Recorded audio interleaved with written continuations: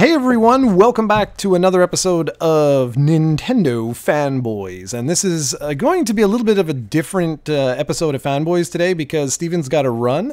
So we're going to jump on ahead and talk just about our main topic of the show. And then Steven's going to say his goodbyes and take off. And then I'm going to, continue with a couple other topics and stuff like that. So we should have a full episode for you today. And hopefully it's going to be a good one because we were super excited and waiting for a brand new Nintendo Direct. And Nintendo sort of surprised the world and just released it and called it a Nintendo Direct Mini. And so what we're going to talk about is we're going to go through all the different announcements, not necessarily in order, but yeah. So ready to begin, Mansoor? Let's do this. Alrighty, so at the beginning of the Direct, there were a couple of announcements. I'm going to just quickly go through a few. There was Celeste, it's if you don't know, it's a pixelated platformer. And it's sort of like Super Meat Boy and Towerfall. It's very, very, very challenging game. It's been on Steam and I believe a few other platforms. But something that I noticed that's sort of like a trend with the Switch is accessibility. And so they showed basically what amounts to like a super easy mode where everything is slowed down.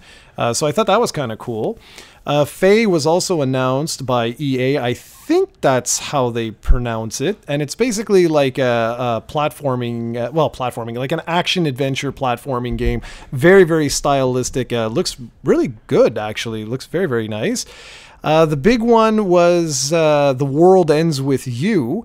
If you don't recall, that was for the Nintendo DS, and it's actually, this year marks the 10th anniversary of the game, and so they announced that it's going to get, like, the Switch revamped version. It's basically the exact same game with nicer visuals. There's going to be an epilogue chapter in it, and I think they said there's going to be, like, motion control support, like Joy-Con support, something like that.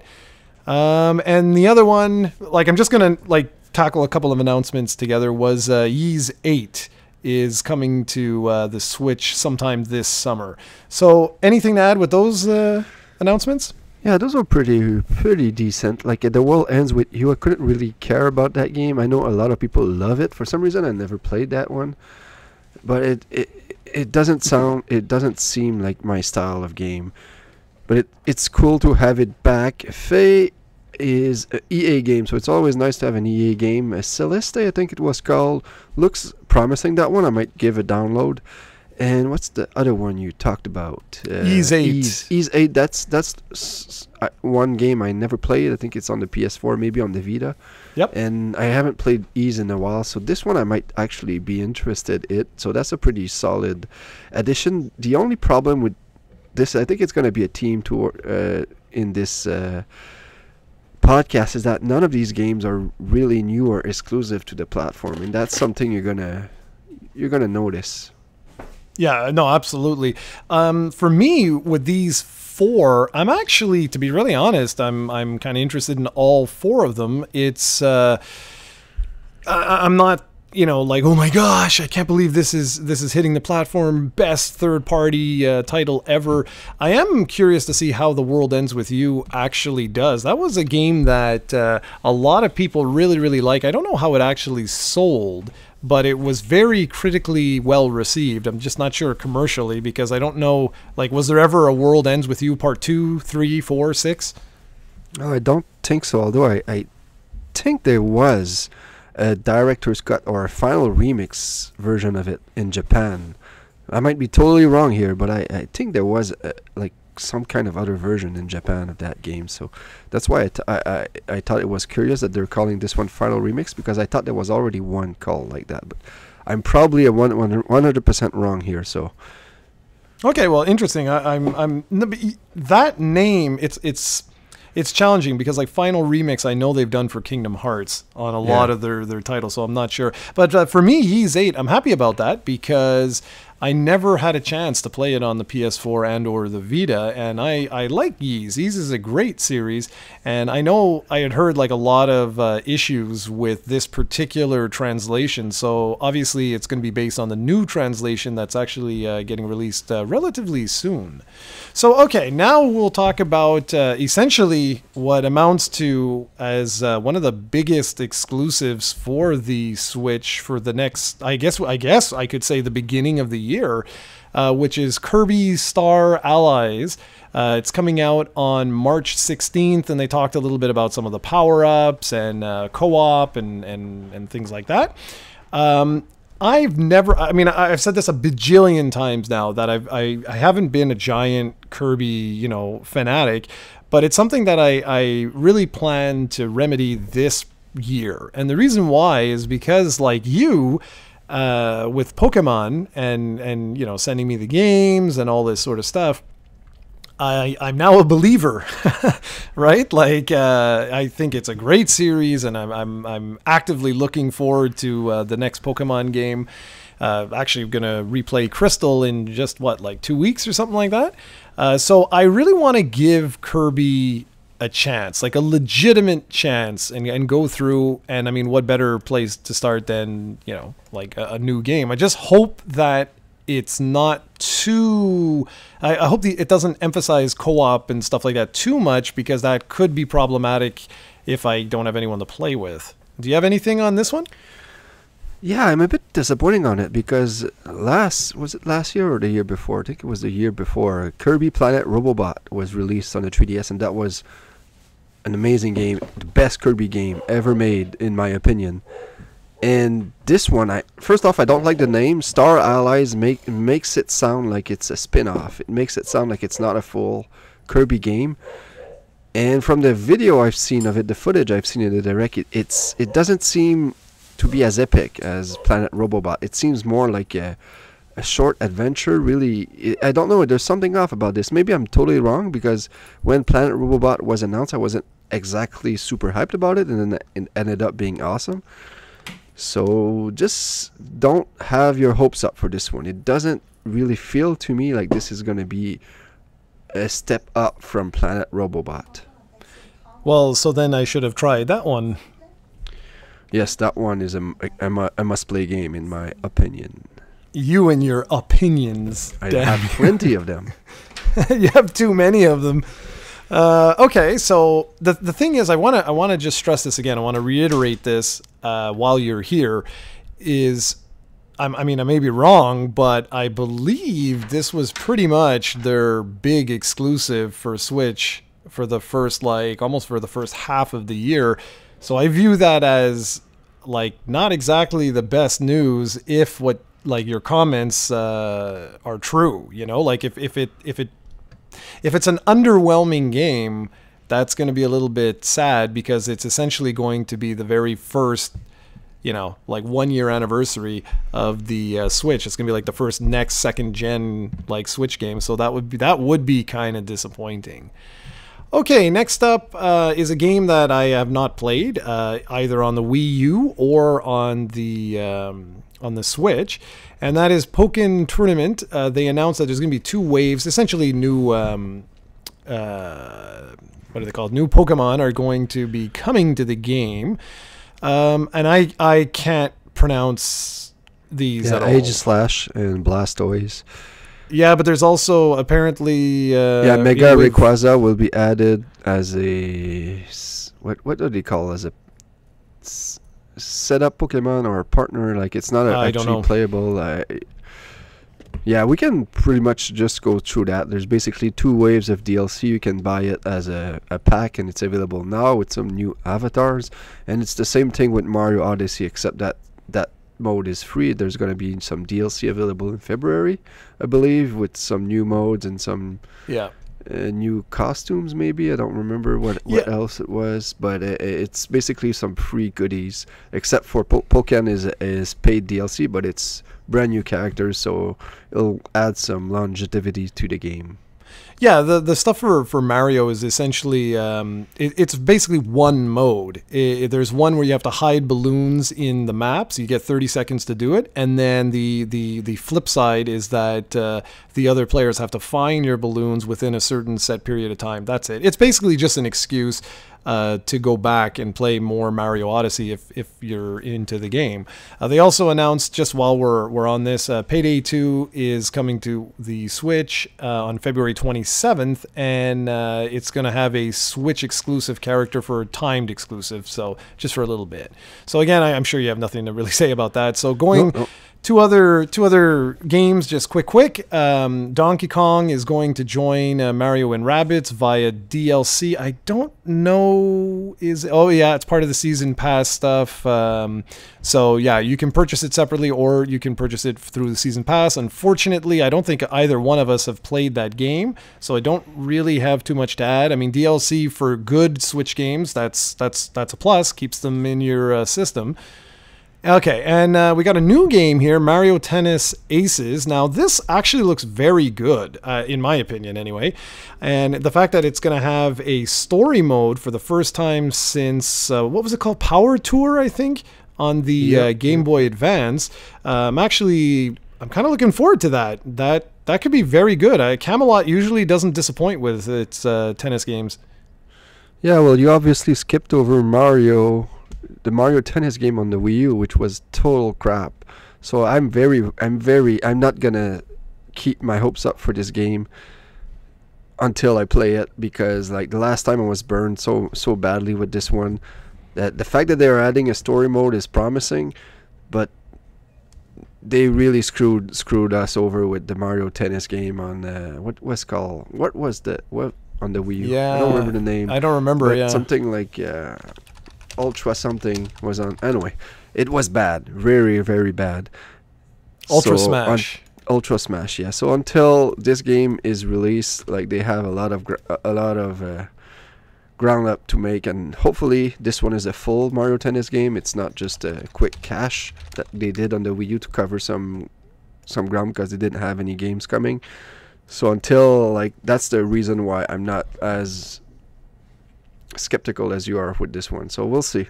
Okay, well, no, that's actually good. I want to have a differ of opinion. That's good. Okay, so moving right along, we have Donkey Kong Country Tropical Freeze. This is one that I believe was in our predictions, like talking about, maybe we didn't single out that game, but just the idea of, like, you know, contenders when we were discussing about what could be brought over to Switch. I'm pretty sure this one's a smart move. Like, I didn't play much of Tropical Freeze on the Wii U, and this gives me a reason to play it, and also it adds a super easy mode on it. So we'll see if I find it too hard. I always have that option, which I usually do use nowadays because I suck at video games and I want to play more. But the problem I have is with Hyrule Warriors, would they also announce Definitive Edition, which I believe no one wants. Like, we've already had a 3DS and a Wii U version of that game, and that's a 3 year old game by now, if not more. Was it 2015 or 2014? Anyway, I'll tell you in a second, but yeah, but basically it's old, and like, we've just got Fire Emblem. So I don't know why dude did that. 14. Yeah, that's a 4-year-old game, man. So I don't get why they chose that game. There's so many other Wii U games they could have ported instead of this, like Captain Toad. But maybe their Captain Toad will come in the second half, because I don't want to see any more Wii U ports in 2019. Like, this is the last year to get them out. If they want to do a bit, I have no problem now. But this one is a real strange decision, in my opinion, because I don't really feel like many people were craving that game. Yeah, I'm there with you. I was very surprised by this, like, very surprised. I watched the trailer after for the definitive version, showing split screen and all this sort of stuff, and all this DLC, and, you know, and the Breath of the Wild inspired outfits and stuff like that. But it's like, give us 3D World. You know what I mean? Like, and like what you suggested, like that combo pack with Captain Toad and stuff like that. But yeah, I was a little surprised too, to be honest. And the only thing I can think of is that it's easy. that it's a quick game. However, that being said, it's got a launch date of spring, which I'm a little surprised because, well, what exactly does that mean? You know, like this should just be like a soft release, meaning that this could be the type of thing like, oh, by the way, guys, in a press release, you know, like we're gonna release this game like the third week of February or whatever. It's not a big deal. We're not hyping it up. But I don't know. I'm right there with you. I'm very surprised because they're trying to spread out the releases, I believe, because they already have Bayonetta 1 and 2 coming out in February. Yep. So, and when's the Donkey Kong is in May, so I imagine that Zelda Hyrule will probably be in March or in June. So they want to spread things out. So that's good. Hopefully, like in the second half of 2018, they have a bit of a better lineup, because so far the first half of 2018 seems a bit low, in my opinion. Yeah, it certainly seems light. That's what I was telling Ahmed. I was like, yeah, I'm like, so far every single thing that I've spoken about that Nintendo is making, I feel are just basically Wii U games, and that includes the tennis game, and that includes Kirby. Like I look at this stuff and I'm like, I'm almost positive that these are all Wii U games that, or using Wii U existing assets or stuff like that, that they're simply bringing over to the Switch. I'm fairly confident it's going to be around like December 2018, like, you know, like late 2018, before we see real, genuine Switch software that was developed from the ground up for the Switch, because I'm still of the belief that Mario Odyssey was a Switch game that they just simply, you know, moved over to Switch. Yeah, you mean a Wii U game to the Switch? Yeah. Sorry. I want to talk quickly about that SNK Fighters, because I don't think this is not a huge deal except for people like you, like Jarrod. Like, this is for the hardcore SNK Neo Geo fans.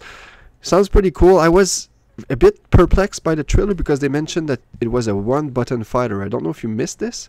Really? So probably what they meant is that there's going to be a casual mode with one button. Yeah, re-listen to that part. You'll hear that, and that really perplexed me. So I hope that's not exactly the whole deal with this, because this seems like it's a new game for the Switch, so maybe they wanted to make a casual game for Switch owners. So hopefully that's not the case. Well, but still pretty cool announcement. That's mainly for hardcore gamers. Like, this will not move Switch, but yeah, you know, exactly. Like, and just as like an FYI or an aside, it wasn't even in. I'm on IGN's list right now of all the different announcements, and they didn't even mention it in the announcements. Yeah, that's how.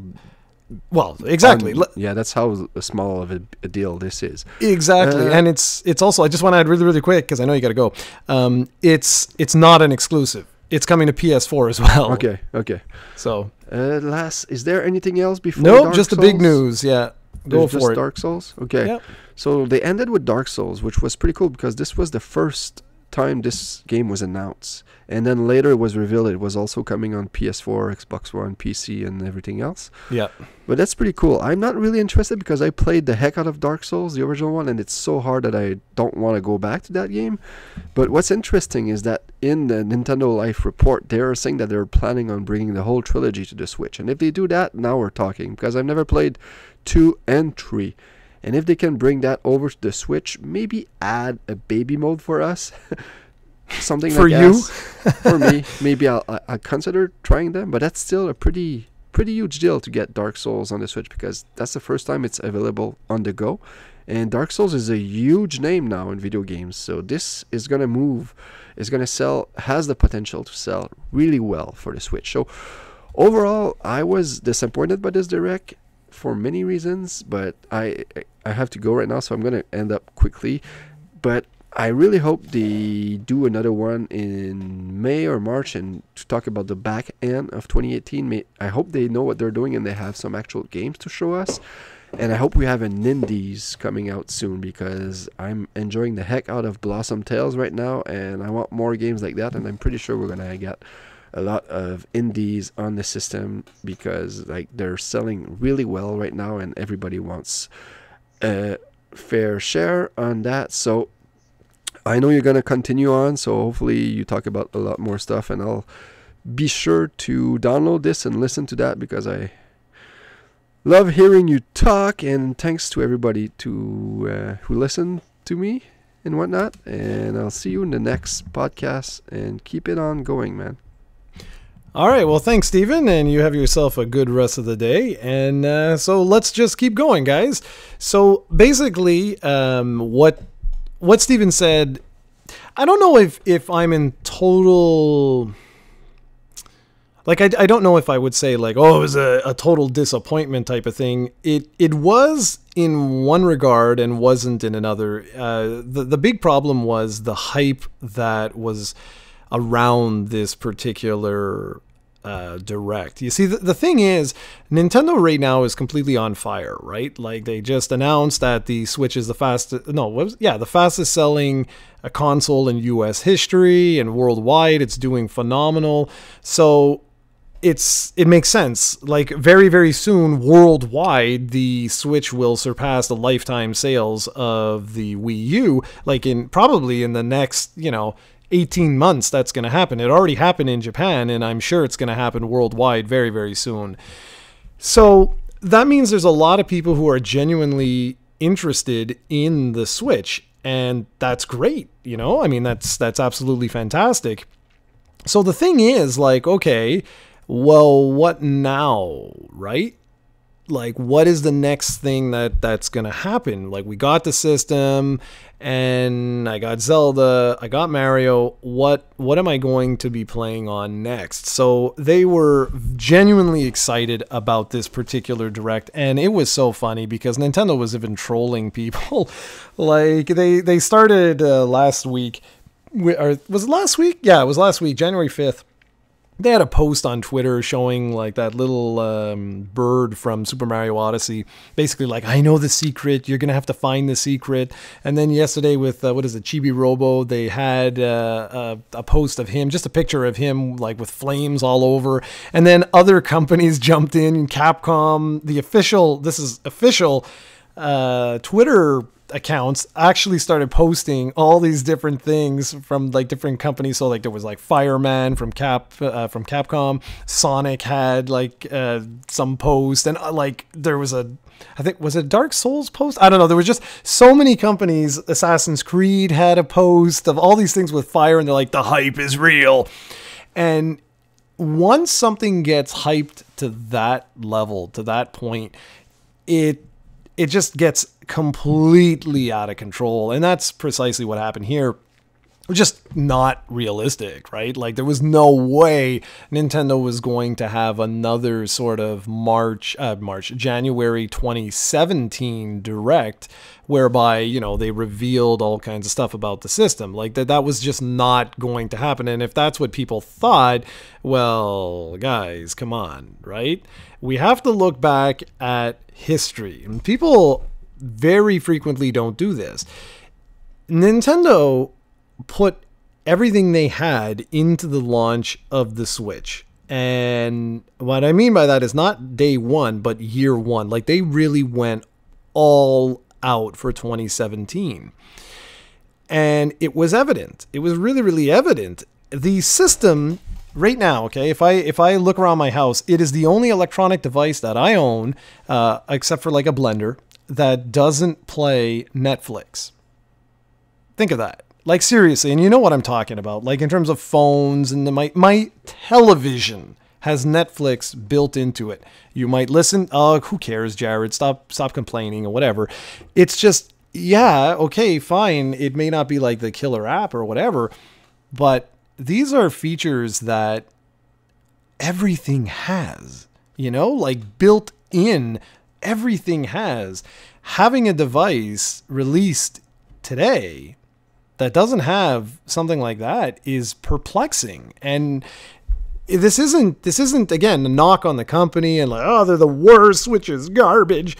It's just that now you have a tremendously successful platform, and I'm of the belief that now's the time, you know? Like, why aren't you talking about things like that? Like where you're going to bring on, have another direct, but specifically looking at things like that, like the firmware. This system is so unbelievably basic that the Wii U had more features day one than this. How is that possible? And so it's just things like that. Like for me, where like I can sort of agree with Steven saying that it was a little bit disappointing, the direct. Just that, but by the same token, like I was also of the belief that there was no way that this was going to be like an E3 level event. And so I'm disappointed in the sense that we didn't find out about Netflix type of stuff. We didn't find out anything about their online platform. We didn't find out about the virtual console, which honestly, I'm starting to wonder if it's ever going to get a virtual console, or if they really are going to work on something like a Netflix subscription service where you'll have access to everything that's on that. And I mean, they already spoke a little bit about that last year with their online infrastructure plans. But like the fact that you're not talking about this sort of stuff is what makes me go, because you really should. Like now is the time to strike. You have millions of people that are actively interested in this console. Like, make this happen, guys. And now let's look back at the direct itself. I'm not terribly disappointed. Dark Souls is a big one to have, but much like Steven, I can't. I just don't have the time to invest in ridiculously, you know, crazy difficult games. Which is why I'm actually extremely excited about Donkey Kong Country Tropical Freeze, because that game was balls hard, man. It was crazy. And now I don't have a full list because we did have to rush today, which I apologize for. It's all Steven's fault as usual. But I really wanted to write down like what is coming out in January and what is coming out in February and so on and so forth. Because for me, there's actually some decent stuff now, because now we have Bayonetta. We have, like, if I look, and this is off the top of my head here, I know that Lost Sphere and Wonder Boy and Pokemon Crystal are all coming out pretty much the same week. Like, Lost Sphere and Wonder Boy are both coming out on January 23rd, and then January 26th on the 3DS we get Pokemon Crystal. We've got Dragon Quest Builders on the 9th, and today that was something else that was announced, was a demo. And then on the 15th of February, we have Secret of Mana that's coming out on the PS4 and the Vita. And then we have Bayonetta 2 coming out on the 16th. So I'm like, ugh. And then we've got, for me anyway, there's Ni no Kuni 2 coming out on March 23rd. So that's some big stuff. But now also I can throw into that something like, what was Kirby? Kirby was March 16th, you know? So like, I'm like, okay, I'm going to add that one in, and we'll see. We'll see. It's just overall, yeah, I would say that it was a decent mini direct, but certainly a disappointment in the greater scheme of things. And the hype, like I said, we just talked a little bit about the Nintendo Direct hype itself. And I mean, people were freaking out over this. This was like really going crazy. And the fact that Nintendo was trolling people as well sort of was feeding into that hype, that people were like, wow, this is going to be friggin' awesome.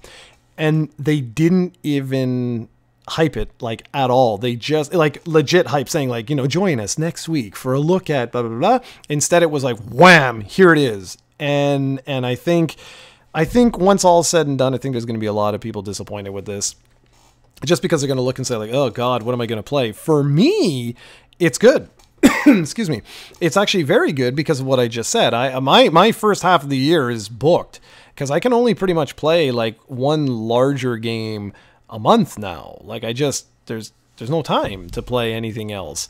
So even those games that I listed, those are ones that I am going to pick up because I genuinely want to play them, but we'll see if I'm actually going to have a chance to play all those games. I really hope so, but we'll see. So that's pretty much it for the Nintendo Direct. I mean, I'm sure if Steven was here, we would have talked a little bit more about the hype itself, but I think that's good. I'd like to move on because there's a couple of things that I really want to get to today. And the first one was Blossom Tales. And Steven and I had an amazing conversation yesterday talking about just indie releases in in general. And he was talking about how Stardew Valley was basically his go-to. So basically, like, when there's an indie release, he compares it to that game, because one individual, yes, it took them a long time, but they did literally everything, you know, from the music to the design, and it's such a gargantuan game with tons of features. And if you compare that to Animal Crossing, or you compare that to Harvest Moon, it actually holds up unbelievably well, and in fact, in a lot of ways is better than those games. So that's a big deal, right? Like, that's a really, really big deal. And he made a really good point saying how that Metroid, what it's called, Samus Returns, was it? Yeah, anyway, whatever. The remake that was just released for Metroid 2, how the media, for the most part, was like swooning over it. Like, it was like the greatest thing to ever hit the 3DS, one of the best games on the 3DS. And I looked at that and I was like, hey guys, the truth is that this is it's a good game, but it's kind of a crappy Metroid. And truly, overall, in the greater scheme of things, in the 3DS's library, this really isn't nothing that special. But because we don't get many of these games, the reviews are just like inflated like crazy. And I agreed with that. I genuinely agreed with that. And why I mention that is because that has a lot to do with Blossom Tales. So Blossom Tales is a Zelda clone, okay? It legit is. The guys were trying to make it. It was developed by two guys. They also brought in, I believe, someone else to do the music, and there might be a handful of others involved at some point in some way. I don't want to take anything away. I mean, it's a really good game. It's just that it isn't a phenomenal game. It really truly feels like an indie release. Is there anything wrong with that? No, not at all. Not at all, not at all, not at all.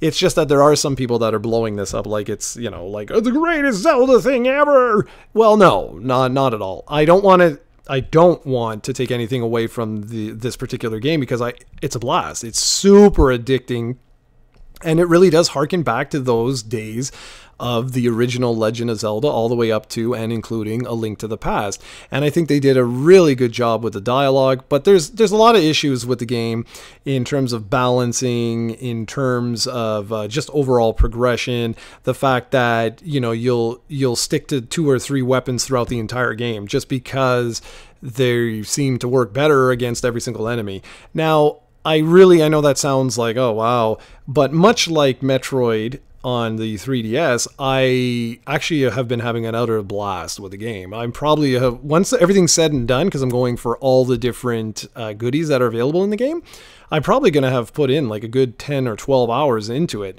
And I loved every minute of it. Like, it's a really good indie release, but just don't expect this to win like Game of the Year awards or anything like that. It was designed for those people that miss 2D Zelda games and are looking for like just a quick diversion, and it does a really good job. Now, if you compare this to Zelda games, well, no, it doesn't hold up. I mean, there's essentially 4 dungeons, and there's 48 pieces rather, not containers. There's 12 other heart containers that you can get.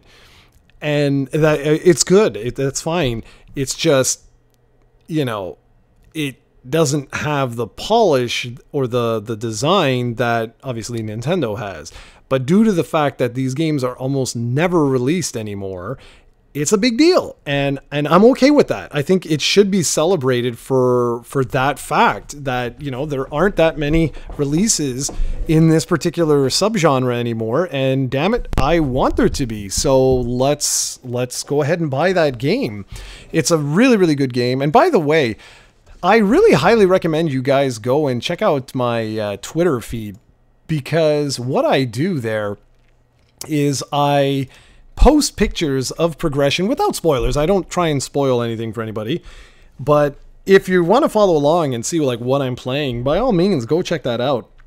We have a lot of people now that are starting to interact with us on Twitter, and it's a lot of fun, as I'll always post like a little picture and I'll just have like a little comment to say something. And with this, I've been hyping it up quite a bit as I've been playing it, because like I said, I think it deserves it. It's a really, really good game, but I like to be honest with people. And I think a lot of times with indie releases, it gets lost in the shuffle. Like, people are like, this is the greatest game ever.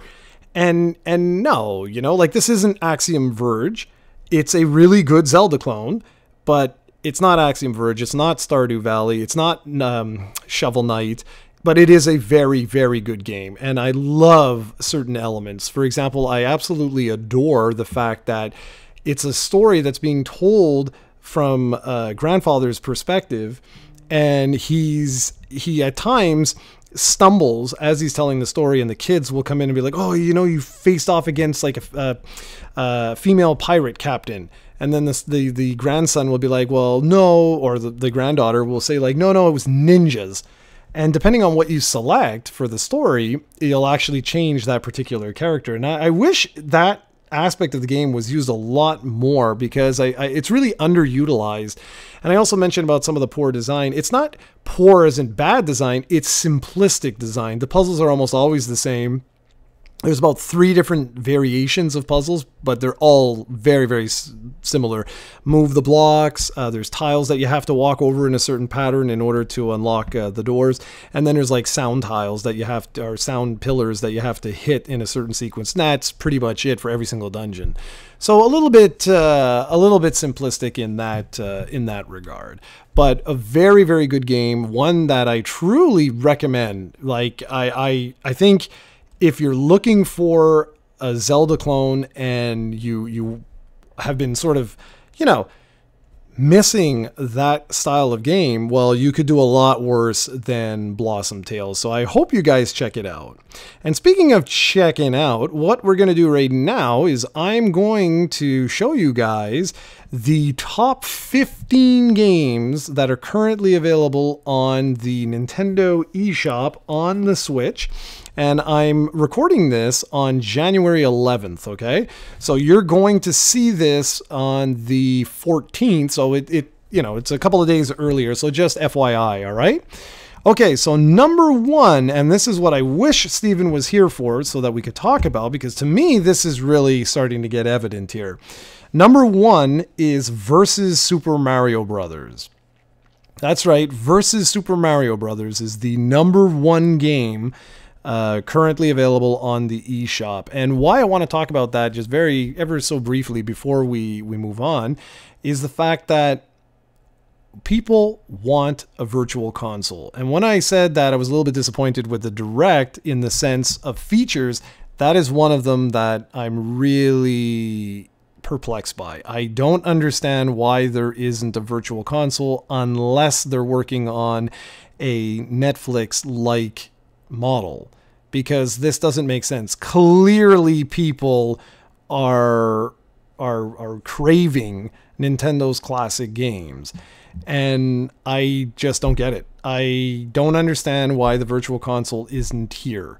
Can we not have both? Can we not be able to purchase classic Nintendo made games, third-party games, whatever, plus have a Netflix-like subscription model if that's indeed where they're going? Because I don't understand this. Having Versus Super Mario Brothers as the number 1 game currently available on the eShop shows me that people want their retro Nintendo goodness. So I'm very, very perplexed by that.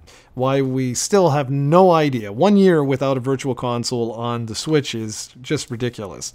All right, number 2 is Rocket League. Rocket League must be doing very, very well on the Switch, because, man, everyone that I know who has a Switch purchased the game. So it must be doing very well. Stardew Valley, number 3. That game, I have a feeling, is going to outsell all other versions, because it's the perfect platform to have a game like Stardew Valley on with the Switch, because you can take it anywhere you want. You want to play it on the big screen? Go for it. But for the most part, you can use this system as a portable. And I think that was something else that was very clear to me from the Direct, is that a lot of third parties or even Nintendo are really looking at the portable aspect of this and being like, you know, what fits both the at home and on the go. And having Dark Souls on a portable is pretty wild, man, if you think about that. Okay, number 4 is Oxenfree, and that's because it's 75% off, so I'm sure that certainly helped it. Number 5 is Mario Kart 8. 6, Super Mario Odyssey. Both games obviously still doing very, very well. Number 7, Minecraft. Number 8, Zelda. Again, doing very, very well. And this is funny. Steven just popped on, because I got my Switch right now, and Steven just popped on playing Blossom Tales. He's really clearly working hard, right? Right. He had to go. He had to go to finish Blossom Tales, liar. All right. We have, what is it? NBA Playgrounds as number 9. Number 10 is Overcooked Special Edition. 11 is, oh boy, what is that? Gungan? Enter the, instead of dungeon, it would be Gungeon. What was it? Snipper Clips? I think. Yeah, Snipper Clips. At number 12, 13, Human Fall Flat, 14, Sonic Mania, and 15 is the Shovel Knight Treasure Trove. Now, Sonic Mania must also be doing very well, because that's been in the top 15 since launch pretty much, and I have a feeling, again, given the retro flair, that it's gonna really perform well on the Switch. And this brings me to you know, back to the number 1 game here versus Super Mario Brothers. Where in the hell is the Virtual Console? I don't understand. I don't want to harp, but I really don't understand. So that is pretty much what we had for today. I'm not going to forget the blast from the past, because I know Steven will give me hell if I do that. And unfortunately, we made a huge mistake ages ago, and I continue to make the mistake right now, and that is I don't know what we've spoken about in the past. And I'm starting to think that we have repeated games, and that we might continue to repeat games, and I have a feeling I may actually have, you know, mentioned this game before. Have I ever mentioned Mario Pinball Land? I'm not sure, but Steven may have. So, I'm not sure. But I wanted to discuss that. But if I did screw up, okay, then what I can talk about, I'm going to mention both, is essentially its follow-up, which was done again by Fuse Games, and that's Metroid Prime Pinball. So both those were very fun games. They didn't do amazing. They didn't, you know, sell gangbusters. Like here, I'm just looking, Metroid Prime Pinball sold 6,228 copies in its first month in the United States, so it bombed. But I really enjoyed that concept. I'm a big fan of pinball, especially in real life, and I really enjoyed Super Mario Pinball, is what it was called, I believe, in Japan. I actually imported the game, and Metroid Prime Pinball was a very good game too. They're both simplistic, but they both sort of catered to the fan base of those particular series. They both featured really good music, and they had single player, almost like not necessarily a story, but just very well done games that you should certainly look at or look into if you're curious. And I would love to say, hey, you should go and you know, purchase them on the Virtual Console on the Switch, but of course that's not possible. Although they might be available on the 3DS, although I doubt it. I'm just looking here. No, I don't see any mention. Wii U Virtual Console for the Super Mario Pinball. Well, Mario Pinball Land is what that one was called. Okay, yeah, I'm just looking now. So it doesn't. I don't think they ever released Prime. It was just on the DS, and that was it. Probably because it bombed. But I'm a fan of those things, and they really are a blast from the past. So let's just talk about Metroid then, and well, not talk about it, but let's say go check that one out, because that one really clearly didn't set the world on fire. So I'm going to check. I don't remember if it was a digital only. I don't think so. Metroid Prime Pinball. Let's see. No, you can buy it. There you go. It's available on eBay for relatively cheap, although brand new. Oh, because of the Rumble Pack. That's why. It's like $85 US if you want it brand spanking new with the Rumble Pack. But you can get it fairly cheap. You can get it for like $30 if you don't want the Rumble Pack. But anyways, it was just a decent game. It was a fun game. It wasn't like, you know, the greatest thing. Like I said, it's not going to set the world on fire here. But it was certainly a fun game, and certainly worth checking out, I would say. And with that, without having the back and forth with Steven, we always typically have shorter podcasts. So I'm just going to wrap this up by saying I hope you all are having a very good new year. And I'm certain that we're going to get better Nintendo Directs throughout the year. It just looks like we're going to have a fairly slow first half of the year for the Switch. And honestly, this is exactly what Steven and I had talked about in our predictions. And it's going to be interesting to go back and see how our predictions actually hold up. But I'm looking forward to Tropical Freeze. I think that's actually going to be a really good game, especially with like a baby mode like that. I think is going to help out. And Hyrule Warriors, yeah, I don't really know why they would have opted for that instead of like Mario or Captain Toad, unless they're just worried that it could cause confusion if people are thinking that, you know, this is the sequel to Mario Odyssey, and then they put it like in their system. But that's where Steven was smart by saying a double pack, because if it was a double pack, then people would understand, oh, okay, this must be, you know, like a budget release. All right, guys, that's pretty much it. So I hope you enjoyed the podcast. I thank Steven for joining us and then ditching us to go play Blossom Night. That's always appreciated. And for everyone else, be sure to leave a comment. Let us know. Don't forget that our podcasts are always posted on iTunes and other podcast services before they're posted on YouTube. So be sure to follow that. If you'd like to listen to these the second they're good to go.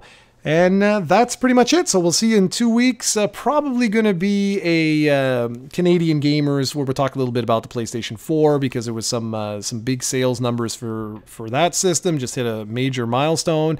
And we'll see if there's anything to discuss for Xbox. And we'll go from there. All right, everyone. Thanks for joining. We'll catch you all later. Take it easy, everyone.